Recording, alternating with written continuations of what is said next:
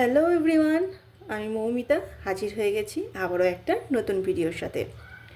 আজ চলে এসেছি দেখো তোমাদের সাথে সজনে ডাঁটার একটা রেসিপি নিয়ে। খুবই সহজ আর খুব টেস্টি একটা রেসিপি। সহজ বলতে বানাবো আজ পোস্ত। এই নরম কচি কচি ডাঁটা দিয়ে পোস্ত খেতে তো আমরা সকলেই খুবই ভালোবাসি। মোটা ডাঁটাটা এতটা ভালো লাগে না, কিন্তু এই নরম কচি ডাঁটাটা খেতে ভীষণই ভালো লাগে। একদম এই সাইজ করে আমি ছোট্ট ছোট্ট করে ডাঁটাটা কেটে ধুয়ে পরিষ্কার করে নিয়েছি আলু। দেখো আলুটা বেশ ছোট ছোট টুকরো করে কেটে নিয়েছি। এই ডাঁটা দিয়ে আলু পোস্ত খেতে ভীষণ ভালো লাগে। তো চলো রান্নাটা শুরু করে নিই। তো প্রথমে দিয়ে দেবো কড়াইয়ে সর্ষের তেল। প্রথমে আমরা ডাঁটাগুলোকে হালকা একটু ভেজে নেব। দিচ্ছি সামান্য একটু লবণ দিয়ে ডাঁটাগুলোকে শুধুমাত্র হালকা করে একটু ভেজে নেব, খুব বেশি ভাজবো না। ডাঁটাগুলো হালকা একটু ভাজা হয়ে গেছে, এবার কড়াই থেকে নামিয়ে নেব।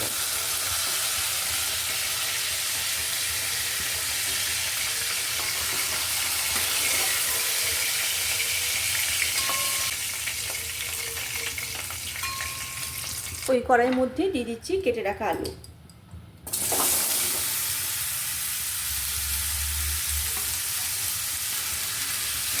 আলুটাকে একটু বেশ ভালো করে ভেজে নেব।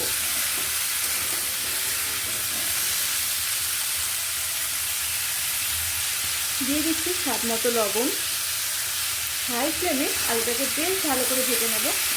গ্যাসের ফ্লেমটা লো করে দিলে আলু থেকে জল বেরিয়ে লবণের সাথে অনেকটা পরিমাণ জল বেরিয়ে যাবে, তাই গ্যাসের ফ্লেমটাকে আমাদের হাইতে রাখতে হবে।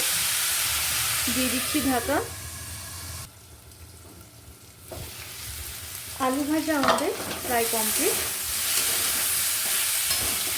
দেখো একটা লালচে রং ধরে গেছে। এরপর জল দিয়ে দেবো।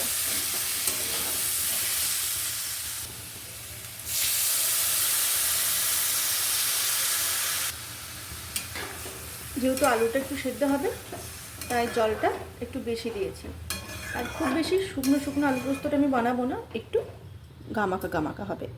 আগে যেহেতু লবণ দিয়েছি তাই আর লবণ দিচ্ছি না। একটু ফুটে ওঠার পর ডাঁটাগুলো দেব। তা না হলে নরম কচি ডাঁটা তো তার কোনো অস্তিত্বই থাকবে না। সেই জন্য আলুটা একটু সেদ্ধ হয়ে যাওয়ার পর ডাঁটাটা দেব। আলুটা আমাদের বেশ ভালোই সেদ্ধ হয়ে এসেছে। এরপর ডাঁটাটা মিশিয়ে নেব। আর কালারের জন্য একটু কাশ্মীরি লঙ্কার গুঁড়ো।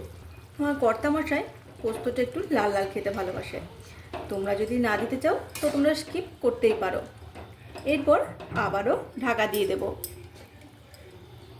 ডাঁটা আর আলুটা পুরোটা সিদ্ধ হওয়ার জন্য। ডাঁটা আলু আমাদের বেশ ভালো সুসেদ্ধ হয়ে গেছে। আর আলুটা খুব বেশি গলিয়ে ফেলবো না, এইভাবে আলুটা যেন একটু গোটা গোটা থাকে এই রকমই রাখবো। আর এই যে দেখো আমার ডাঁটাগুলো সেগুলোও কিন্তু গোটা আছে। এরপর মিশিয়ে নিচ্ছি পোস্ত। এই পোস্তর মধ্যে আমি কাঁচা লঙ্কাটা একসাথে বেটে নিয়েছি।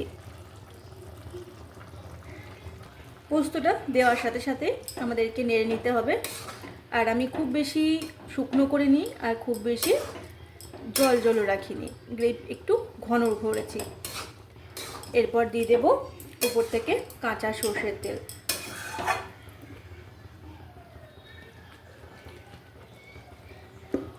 তাহলেই রেডি আমাদের আজকের এই ডাঁটা পোস্তটা। গরম ভাতের সাথে জাস্ট ফাটাফাটি লাগে এই ডাঁটা পোস্তটা। কত সুন্দর রং হয়েছে দেখো পোস্তটার। আমার তো দেখে এক্ষুনি জিভে জল চলে এলো, মনে হচ্ছে কখন ভাত খাবো। তোমাদের কেমন লাগলো কমেন্ট করে জানিও, তবে তো তোমাদের ধন্যবাদ দেব। আজ এই পর্যন্ত, দেখা হবে পরবর্তী রেসিপিতে।